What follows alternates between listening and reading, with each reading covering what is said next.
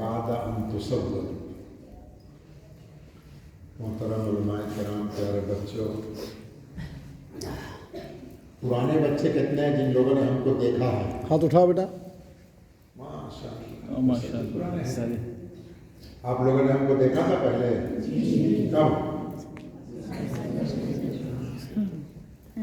نئے بچے کتنے ہو گئے؟ ہاتھ اٹھا لو بیٹا. نیا کتنے ہیں ہم کو؟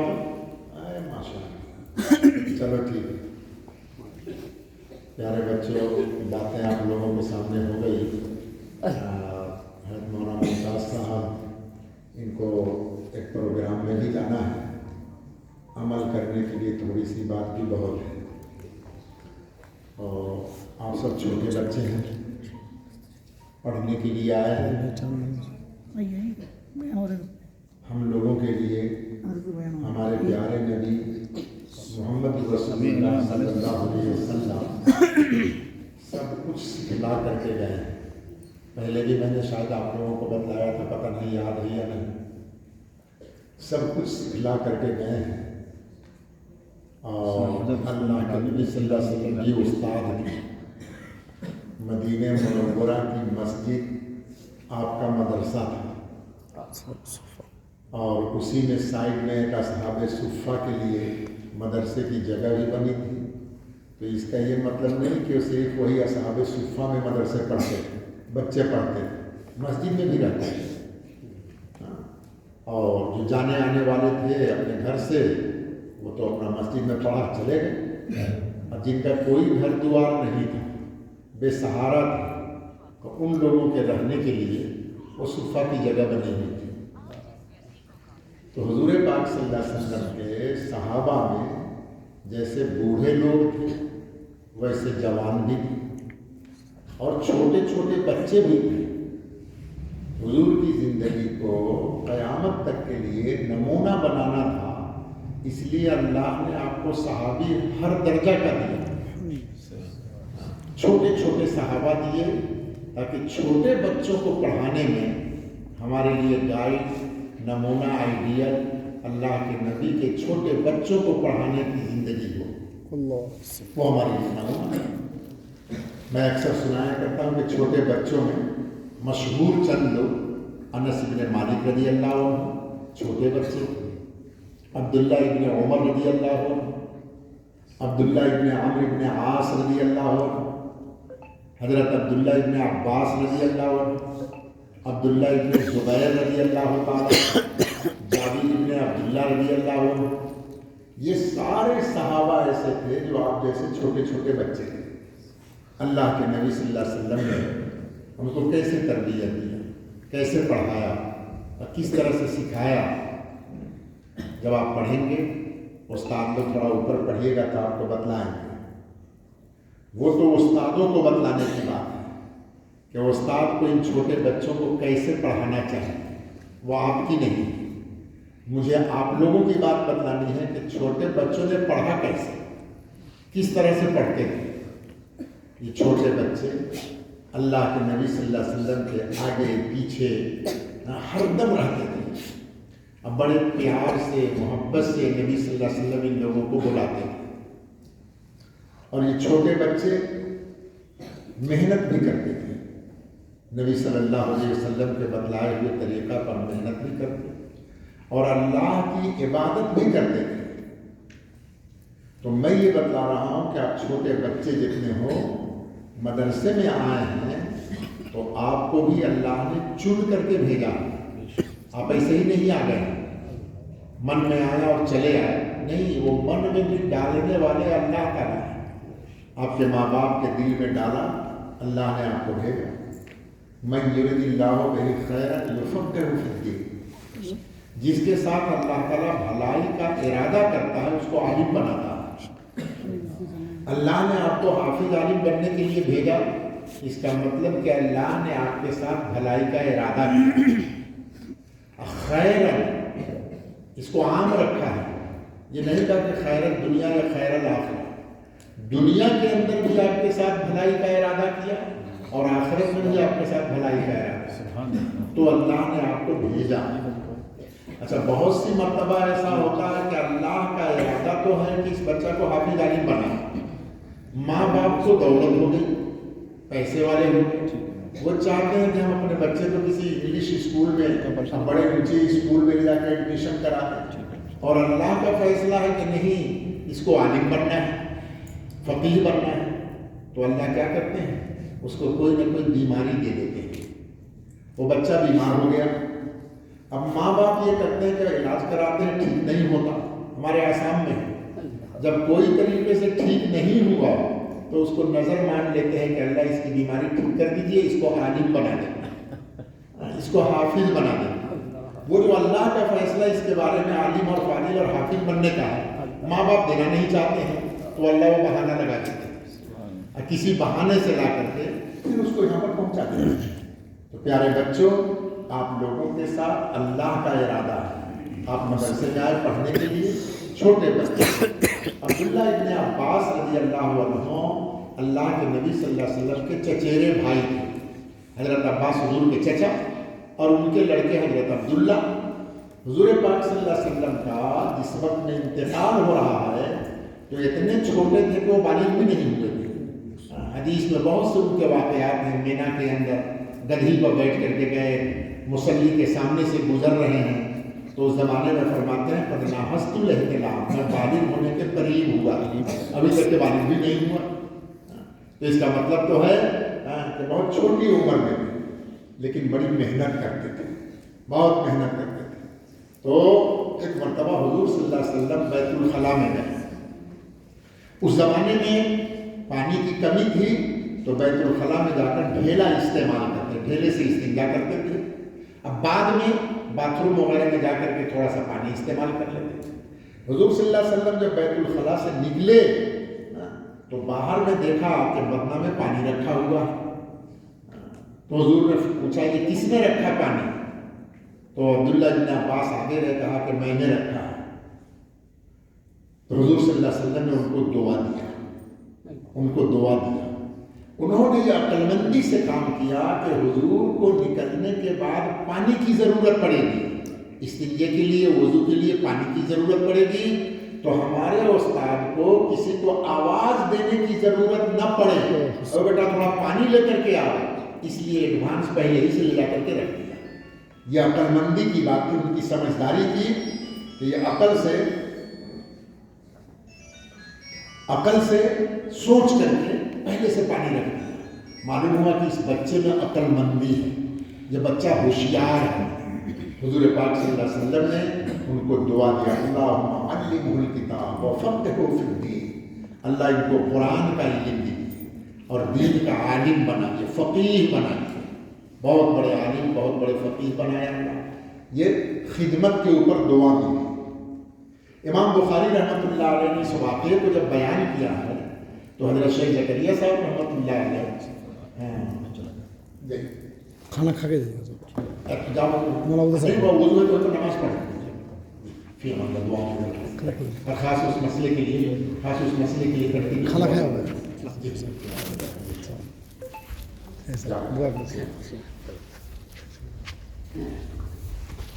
तो हज़रत शेख ज़करिया साहब रहमतुल्लाह अलैह ने क्या फरमाया, इमाम बुखारी इसको लाकर तालिब इल्म को बतलाते हैं कि उस्ताद की दुआ लेने का तरीका क्या है, किस तरीके से उस्ताद की हम दुआ ले सकते हैं। तो उसका तरीका बताया खिदमत। उस्ताद की दुआ लेने का तरीका खिदमत, उन्होंने पानी रख करके खिदमत किया। उस खिदमत की बरकत से हुजूर की दुआ मिली और दुआ मुस्तजाब हुई, दुआ कबूल हुई। इब्रुल उम्मा बने, बहुत बड़े आलिम हज़रत अब्दुल्ला इब्न अब्बास रज़ी अल्लाह तआला अन्हु को अल्लाह ताला ने बनाया। छोटे बच्चे थे, उनके दिल में शौक पैदा हुआ कि दिन में तो अल्लाह के नबी सल्लल्लाहु अलैहि वसल्लम बाहर रहते हैं, हम लोग उनको देखते हैं, उनकी बातों को सुनते हैं, लेकिन सोने के लिए जब रात में घर चले जाते हैं तो रात में क्या अमल करते हैं ये तो हम लोग नहीं देखते हैं। और मेरा शौक है कि हुजूर के रात के मामूलात, रात के अमल को देखें। आदमी जब सोचता है तो अल्लाह रास्ता भी निकाल देता। सोचते सोचते उनके दिल में आया कि हुजूर सल्लल्लाहु अलैहि वसल्लम की जितनी बीवियां थी, उन बीवी लोगों में एक बीवी حضرت عبداللہ ابن عباس کی خالہ تھی، حضرت ام المومنین حضرت میمونہ رضی اللہ تعالیٰ عنہ۔ حضور صلی اللہ علیہ وسلم کی ہر بیوی کے لیے باری مقرر تھی، آج اس بیوی کے گھر، کل اس بیوی کے گھر، کل اس بیوی کے گھر۔ تو انہوں نے سوچا کہ جس دن حضور کا نمبر میرے خالہ کے گھر میں آئے گا اس دن میں خالہ کے یہاں مہمان بن جاؤں، رات میں خالہ کے گھر میں رہیں گے، خالہ سے تو کوئی پردہ ہے نہیں، خالہ تو ماں کے برابر ہے۔ اس لیے جس دن باری خالہ کے گھر میں آئی تو حضور صلی اللہ علیہ وسلم نے خالہ سے جا کے کہا خالہ میں آج آپ کے یہاں مہمان رہوں گا۔ تو خالہ کو کتنی خوشی، بہن کے لڑکے سے ہر آدمی کو محبت ہوتی ہے، خوشی ہوئی، مہمان رکھ لیا۔ حضور صلی اللہ علیہ وسلم عشاء کی نماز پڑھ کر کے آئے، اس کے بعد میں سوئے، چھوٹا سا کمرہ تھا، میاں بیوی بھی سوئے اور ایک سائڈ میں حضرت عبداللہ ابن عباس بھی سو گئے۔ حضور صلی اللہ علیہ وسلم جب تہجد کا وقت ہوا تو رات میں اٹھے تہجد پڑھنے کے لیے، آپ نے وضو کیا، مسواک کیا، تہجد کے لیے کھڑے ہو گئے تو آپ نے یہ کہا نعم الغلنجم، ارے لمبا سو گیا کا علی ہے، دیوبند کی زبان میں لوگ ترجمہ کرتے تھے اس کا، نعم الغلنجم لمبا سو گیا کا، غلنجم غلام کی تصویر ہے، چھوٹا بچہ آیا تو تھا رات کا علم سیکھنے کے لیے، اب پڑا ہوا سو رہا، وہ کیا علم سیکھے گا؟ عبداللہ ابن عباس فرماتے ہیں کہ میں سویا ہوا نہیں تھا، میں سب سن رہا تھا، میں تو چونکہ علم حاصل کرنے گیا تھا اس لیے ایسے ہی آنکھ بند کر کے پڑا ہوا تھا، پوری رات سویا نہیں چونکہ مجھے حضور کا عمل دیکھنا تھا۔ تو یہ جب جملہ حضور نے کہا نعم الغلنجم، لڑکا سو گیا کا، تو میں سن رہا ہوں۔ جب حضور نماز میں کھڑے ہو گئے تو میں سویا نہیں، میرا وضو بھی نہیں ٹوٹا ہوا، میں بھی کھڑا ہوا اور میں جا کے حضور صلی اللہ علیہ وسلم کے بائیں سائڈ میں مل گیا ادب سے، حضور بڑے ہیں آپ داہنے سائڈ میں رہیے، اب میں چھوٹا ہوں تو بائیں سائڈ میں مل گئے۔ تو حضور نے نمازی کی حالت میں پیچھے ہاتھ بڑھا کے میرا کان پکڑا، کھینچ کر کے لا کر کے داہنی طرف کھڑا کر دیا، پیچھے کی طرف سے لائے اور داہنی طرف کھڑا کر دیا۔ اسے مسئلہ سکھایا، ایک امام ایک مقتدی اگر ہو تو امام صاحب بائیں سائڈ میں کھڑے ہوں گے اور مقتدی صاحب داہنے سائڈ میں کھڑے ہوں گے، ایک مسئلہ سیکھ لیا۔ دوسرا مسئلہ یہ کہ حضور نے غلنجم کہا، یہ عربی تم لوگ اوپر پڑھو گے تو سمجھ میں آئے گا، کسی بڑے کو چھوٹا بنا کر کے کہنا، وہاں پر تصغیر لایا جاتا ہے۔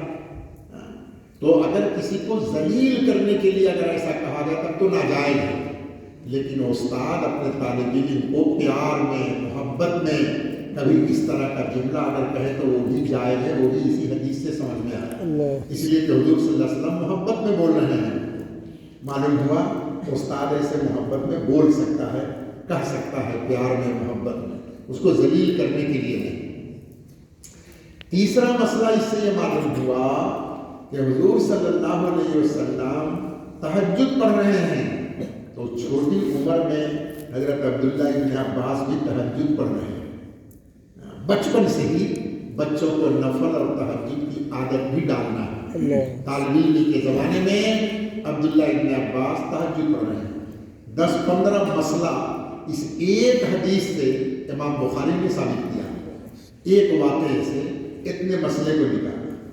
اس میں کا ایک مسئلہ آپ لوگوں کے لیے ایک اور ہے کہ حضرت عبداللہ ابن عباس رات کو جگے تھے، لہذا علم حاصل کرنے کے لیے پیارے بچوں رات کو جگنا ہوگا، اگر خالی سو گے تو علم نہیں آئے گا۔ عربی میں ایک شعر ہے، یغوص البحر من طلب البوالی ومن طلب العلا سحر اللیالی۔ موتی سمندر میں ہوتا ہے، اس کے نیچے تو کوئی اگر موتی نکالنا چاہے تو اس کو سمندر میں ڈوب کے نیچے جانا پڑے گا، ہزاروں خطرہ، مچھلی کھا جائے گی، سمندر کا جانور کھا جائے گا، اس سب خطرہ کو برداشت کر کے جب نیچے جائے گا تو اس کو موتی ملتا ہے۔ اور جو آدمی کسی اونچے مقام پہ پہنچنا چاہتا ہے تو اس کو راتوں کو جگنا پڑتا ہے، بغیر راتوں کو جگے ہوئے نہ پیراکی ملے گی، نہ بزرگی ملے گی، نہ علم ملے گا، سب کے لیے راتوں کو جگنا پڑتا ہے۔ یا من طلب العلا سحر، شیخ زکریا صاحب رحمۃ اللہ علیہ فرماتے تھے بیٹے دین تو دین ہے، دنیا بھی بغیر راتوں کو جگے ہوئے نہیں ملتی۔ پہلے زمانے میں دین کی ڈیوٹی ہوتی تھی رات سونے کے لیے، لیکن اب سسٹم ایسا ہو گیا کہ 24 گھنٹے کا کمپنی اور فیکٹریوں میں کام چلتا ہے اور رات اور دن کی ڈیوٹی ہے۔ تو دنیا کا روزی بھی کمانے کے لیے اب راتوں کو جگنا پڑتا ہے، بغیر جگے ہوئے کوئی آدمی کامیاب نہیں ہو سکتا ہے۔ اس لیے اس پڑھنے کے زمانے میں عبادت کرنا، عبادت کی عادت ڈالنا، نفس میں سستی آئے گی، دل برا چاہے گا، من نہیں چاہے گا، دل چاہے تو ٹھنڈی کا موسم ہے، دل چاہے گا جلدی کمبل اوڑھ کر کے سو جائیں، تو اس کے الٹا کرو۔ تم جو چاہتا ہے ہم ایسا نہیں کریں گے، ہم اٹھیں گے۔ ہمت کر کے جب اٹھ جاؤ گے، اب پڑھنے لگو گے تو کچھ دنوں میں یہ سستی ختم ہو جائے گی اور اللہ تعالیٰ قوت دیں گے، طاقت دیں گے۔ جتنے بڑے بڑے لوگ بنے ہیں وہ سارے بڑے لوگ جن کی کتاب کو آپ لوگ پڑھتے ہیں وہ سب راتوں کو جگنے والے تھے۔ میں اس وقت اٹھ کر روتا ہوں جب سارا عالم سوتا ہے، میں اس وقت اٹھ کر روتا ہوں جب سارا عالم سوتا ہے۔ جب پوری دنیا سوتی ہے تو ہمارے بزرگان دین اٹھ کر کے رویا کرتے تھے، اللہ سے مانگا کرتے تھے۔ اس لیے رات میں اٹھنے کی، جگنے کی، عبداللہ ابن عباس کے واقعے سے معلوم ہوا کہ جگنے کی عادت ڈالنا اور نماز، عبادت بندگی کا اہتمام کرنا، عبادت کرنا، عبادت میں لگو کہ بچپن سے عبادت کی عادت پڑ جائے گی تو بڑھاپے تک رہے گی۔ میں نے آج کہیں پر کہا تھا کہ امت کے حالات عمل سے بنتے ہیں، عمل سے زندگی بنتی ہے، جنت بھی جہنم بھی۔ عمل کی ضرورت ہے، عمل کرنا، کام کرنا، بغیر اعمال کے دنیا کے حالات اللہ نہیں پلٹیں گے۔ نیک عمل، اور نیک عمل کی عادت بچپن میں ڈالا جاتا ہے۔ بچپن میں اگر عادت پڑ جائے گی تو بڑے ہو کر کے بھی عادت بنی رہے گی۔ امام غزالی رحمۃ اللہ علیہ بہت بڑے امام، بہت بڑے عالم، بہت اونچے درجے کے عالم۔ ان کا نام محمد غزالی اور ان کے بھائی کا نام احمد غزالی۔ تو احمد صاحب مسجد کے امام غزالی محمد یہ مسجد کے امام، ان کے بھائی جو احمد غزالی تھے وہ مسجد کے مقتدی تھے، ان کے پیچھے نماز پڑھتے تھے جا کر۔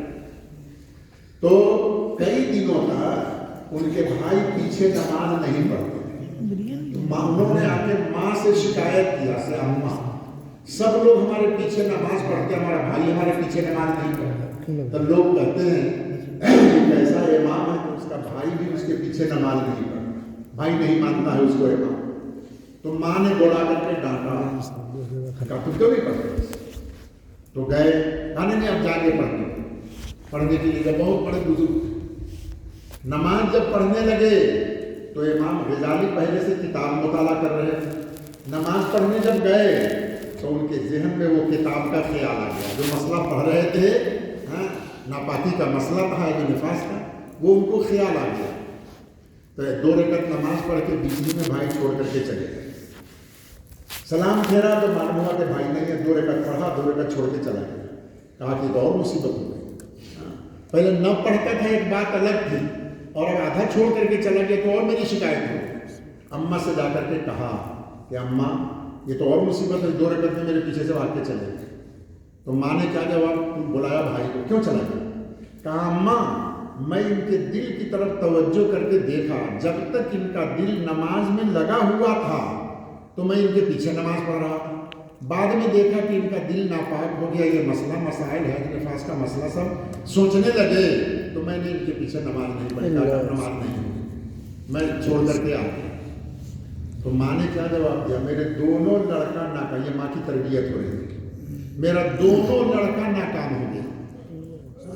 ایک آدمی نماز میں کتاب کا مسئلہ سوچتا ہے اور دوسرا آدمی CID کا کام کرتا ہے کہ ایک بھائی کے دل کے پیچھے پیچھے دوڑ رہا ہے کہ اس کا دل کہاں کہاں جا رہا ہے، نماز میں اس کا دل کہاں کہاں جا رہا ہے۔ تو اس کا دل بھی نماز میں نہیں ہوا، اس کا دل اس امام صاحب کے دل کے پیچھے لگا ہوا ہے۔